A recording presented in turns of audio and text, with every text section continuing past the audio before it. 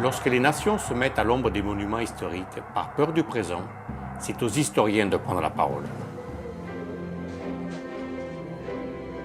L'euro est né dans la détresse en 2002. 21 pays l'ont adopté et 8 autres pays souhaitent rentrer dans la zone. Aujourd'hui, on l'accuse d'être à l'origine des crises économiques.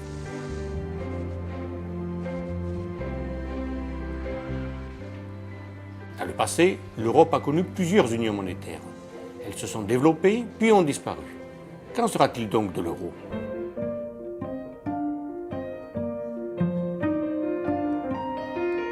Aujourd'hui, l'Europe, c'est ça. On s'imagine souvent que l'euro est la première union monétaire. Il n'en est rien. L'Europe a connu une alternance de périodes d'union monétaire et de fragmentation. Voici des exemples tirés de notre histoire qui nous permettent de voir des unions monétaires bien plus vastes que celles de l'euro. Dans l'Antiquité, le denier romain circule de l'Écosse à la mer Rouge. Il est échangeable contre toutes les espèces. Mais le coût des armées contribue au déficit de l'Empire et c'est donc l'inflation qui cause la disparition du denier. À la fin du Moyen Âge, le ducat et le florin d'or circulent dans toute l'Europe, même vers l'Europe du Nord. Cette nouvelle économie favorise certaines régions au détriment d'autres. Au XVIe siècle, c'est le gros, frappé avec l'argent des mines d'Europe centrale, qui inonde le marché. À travers les guerres et les croisades, c'est un monde européen et méditerranéen qui se constitue. Au XVIIIe siècle, c'est le thaler, qui donnera plus tard son nom au dollar. L'Europe découvre les avantages de la stabilité monétaire et diffuse ses espèces vers tous les continents. L'expansion monétaire favorise le commerce et les activités bancaires. Enfin, au XIXe siècle, le franc, avec les monnaies associées, domine l'Europe après la Révolution française.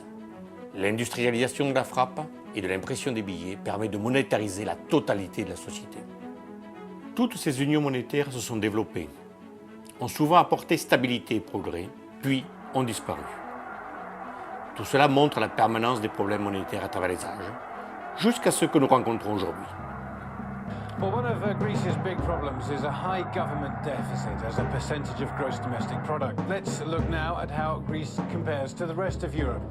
The euro rebounding slightly after hitting its lost around 5% since Monday.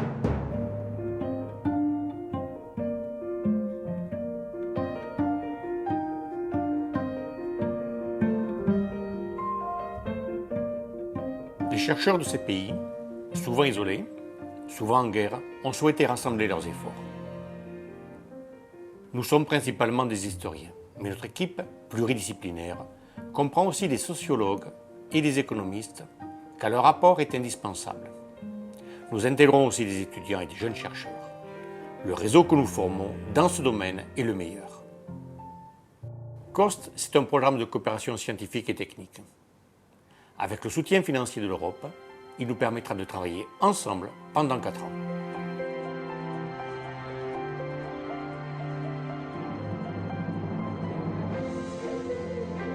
Pour comprendre l'euro, nous avons dégagé 4 axes de recherche. Le premier, Art and Acceptance. Le second, Production and Circulation of Currency. Le troisième, Odds, Bank and Economic Cycles. Et enfin, Rise and Fall of Monetary Unions. Avez-vous regardé une monnaie, un billet de banque? Nous, historiens de l'art, nous y voyons le reflet du moment, le symbole des peuples. Que nous disent les symboles sur les billets et les monnaies? Comment ont-ils été acceptés par les populations?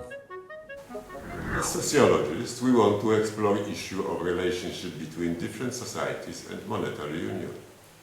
Common currency has been a symbol of social integration, whether within the family, a city, or a nation. We will participate fully in the study of social aspects of economic integration, in organizing the work of the working group, studying people's expectations, hope, and fears in turbulent times of economic crisis, which historians will compare to all the latitudes. La production et la circulation des espèces évoluent.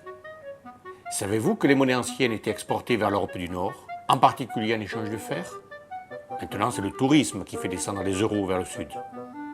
Come studiosi di numismatica possiamo seguire le fasi di espansione e regressione della storia attraverso il tempo. Per capirle meglio metteremo a confronto il nostro lavoro in modo da poter comprendere le dinamiche di produzione e diffusione delle valute. Para un economista, la cuestión de la emisión de moneda es esencial. En la antigüedad, su producción estaba ligada a la cantidad de metales preciosos disponibles en cada momento. Más adelante, el papel moneda y el sistema de crédito complementaron la oferta de moneda metálica en circulación. Monedas, bancos, hay muchas similitudes desde la era de los Medici hasta los tiempos de Goldman Sachs. Chaque semaine, un nouveau trésor est découvert. Que nous enseigne-t-il? Qu'y a-t-il de commun entre l'épargnant conservant une centaine de monnaies de bronze et l'homme d'affaires aux milliers de monnaies d'or? For the numismatist, hoards are a mine of information. How were the coins chosen? When? Why did Europeans bury hoards in all countries at the same time? Our intention is to compare the results of our research in order to understand these phenomena better. This will also provide an opportunity to demonstrate to young scholars the importance of international comparison. En tant qu'historien de la banque, je souhaite savoir comment on est passé des pièces en métal aux billets de banque et enfin à la monnaie de banque.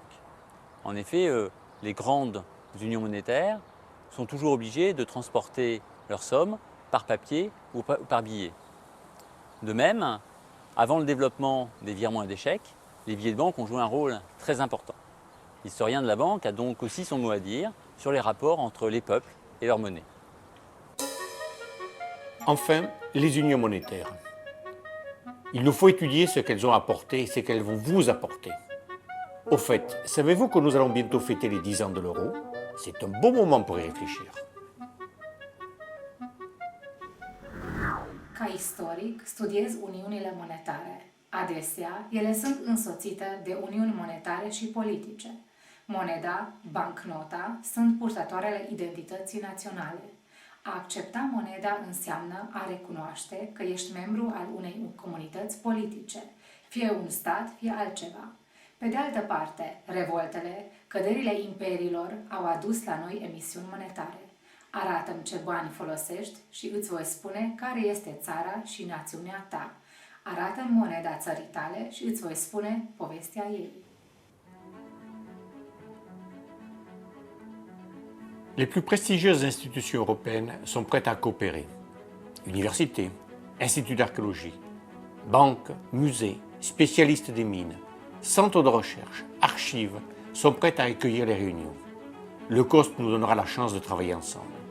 De plus, la Banque centrale européenne, très intéressée par les résultats de nos recherches, nous assure de son soutien.